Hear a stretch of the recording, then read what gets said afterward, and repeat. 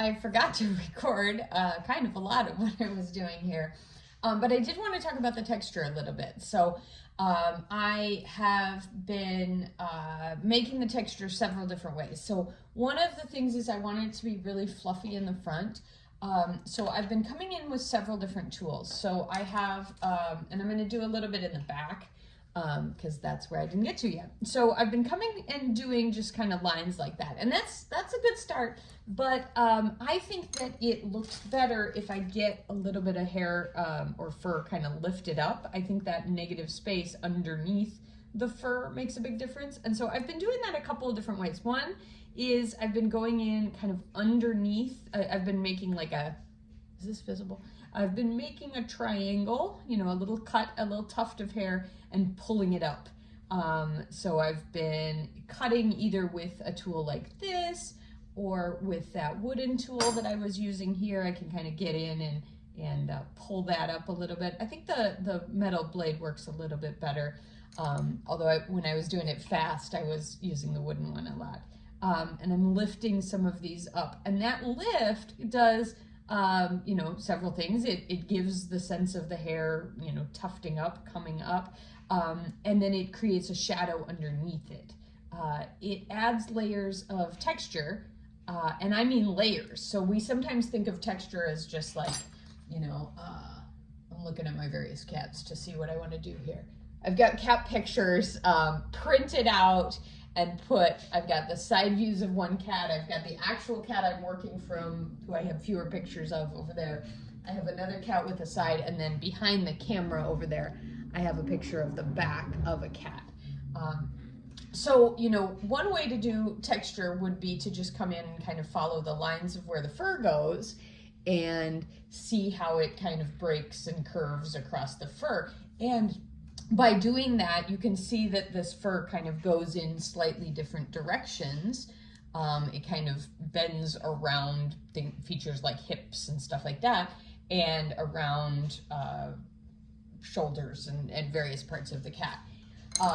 In the front, I'm doing some of that with a different tool. If I can find it, I'm using one of my little blades to get in here and draw a lighter texture that is basically just lines on the surface of the little chin here. I used just a wooden tool that has a point to do these little holes for the whiskers. And I could even, like, later on put whiskers in if I wanted to, but even just having the holes gives us some sense of what the whiskers actually look like on the cat. Where was I? But just doing these little lines gives us an overall texture that's all fairly flat. Getting up underneath and lifting these pieces up gives us a sense of that fur coming forward. And this section looks a lot, even on the camera where you can't see kind of the actual underneath of it, that shadow gives it a sense of it being fluffy and softer, right? And the fact that there's less cat here because there's more fur. The cat isn't just a big, fatty surface with smooth layer over the surface of the cat. It's actually thinner than this, and the fur kind of fluffs up. I am also, the other way that I've been adding fur, and it's getting a little harder as it gets drier. This worked real well right away, and then started working not as well as I left this for a while. But getting up attaching these pieces of clay also allows me to give them that little kind of sense of the lift. I have found that attaching them, particularly now that it's drier, I need to come back in after I attach them, because those ones look kind of smooth. I need to come back in after that and add some of the texture. But then underneath, I already have that kind of lift, I should say at the bottom, I already have that kind of lift built in by adding the clay on. Now, the other thing I'm gonna have to pay attention to, because I was doing a lot of this pretty fast, is there are places where there's nothing to it. Like I've kind of ripped it up so much that I've just got bits hanging on by nothing. Now, how carefully I go about fussing with this, I honestly haven't decided yet. I've seen people who leave a lot of this texture very sort of visible and rough, and it just kind of gives the impression of the texture without having to be actual texture.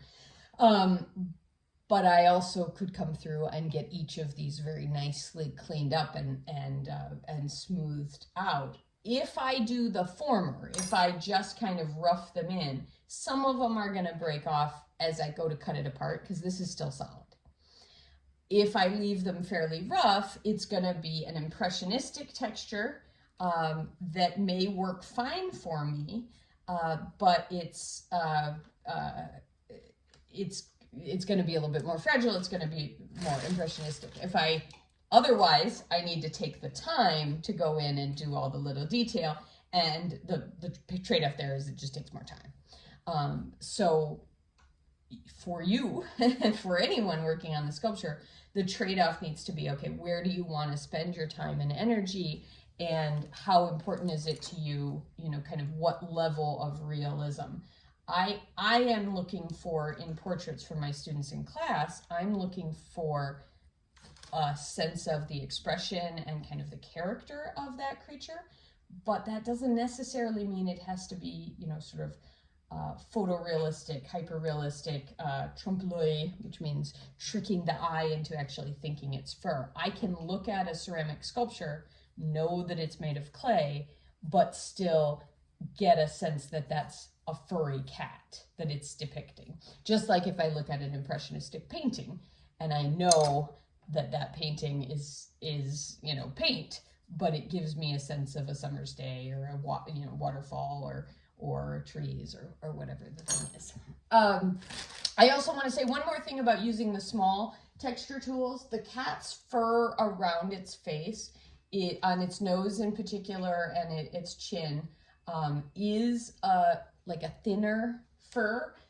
It's not as fluffy, and so making some of these lines lighter really makes sense because that kind of captures the different texture that we have in the fur. I have also been using, and I keep losing the actual tool. I've got several that are pink here, and I keep forgetting which one.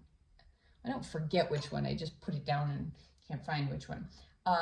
When I put in these eyes, I have continued to mess with the edge of the eye, and I've been able to come back into this edge of the eye and make adjustments to it with this very thin metal tool that's got a little bit of a curve on it. So my encouragement to you is, don't think that the needle tool and the wooden stick are the end all be all of your tools. We have a bunch of tools in the studio, and even things that aren't real, clay tools can be used to give you a sense of the different textures. Like this is a random stick that is just pointy. I have a variety of random sticks that are pointy. Toothpicks, pens, various things like that. Knives, like just a paring knife that you have at home can be really helpful.